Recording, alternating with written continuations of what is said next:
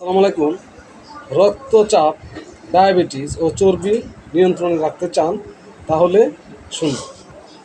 দৈনিক জনকণ্ঠ অনলাইন থেকে পাঠ করছি। রাতের খাবার 7টায় না 9টায়?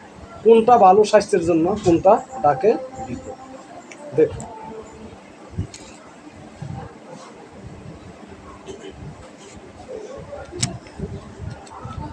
স্বাস্থ্য সচেতনদের জন্য রাতের খাবারের সঠিক সময় অত্যন্ত গুরুত্বপূর্ণ।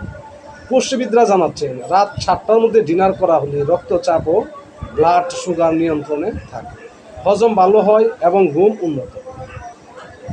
অন্যদিকে রাত 9টার পর খাবার খেলে মেটাবলিজম দৃঢ় হয়, ফ্যাট জমে ওজন বাড়ে এবং ব্লাড সুগার বেড়ে যায়। ফিটারফ্লাই সংস্থার মেটাবলিক নিউট্রিশনের প্রধান শিল্পী জোশী জানান, ডিনার ও ঘুমানোর মধ্যে অন্তত 2-3 ঘন্টার ব্যবধান রাখা জরুরি। যেমন 7টায় ডিনার করলে 10টায় ঘুমানো সম্ভব, যা শরীরের সার্কাডিয়ান রিদম বা দেহঘড়ির সঙ্গে সামঞ্জস্যপূর্ণ।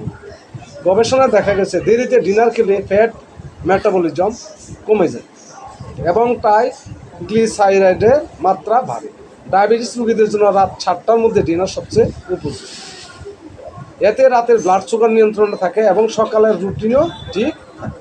বিশেষজ্ঞরা আরও বলেন, প্রতিদিন নির্দিষ্ট সময়ে খাওয়া, ঘুম ও উপবাসের মধ্যবর্তী সময় নির্ধারিত রাখলে হজম ও মেটাবলিজম উন্নত হয়। ডিনারের পর হালকা হাঁটা ও ঘুমের আগে কিছু না খাওয়ার অভ্যাসও রক্তে চিনি ও ওজন নিয়ন্ত্রণে সহায়ক। সার্বিকভাবে রাতের খাবারের সময় নির্ধারণ করা শুধু খাদ্যাভ্যাস নয়, এটা একটি গুরুত্বপূর্ণ স্বাস্থ্য নৈতিক সিদ্ধান্ত। সবাই ভালো থাকে।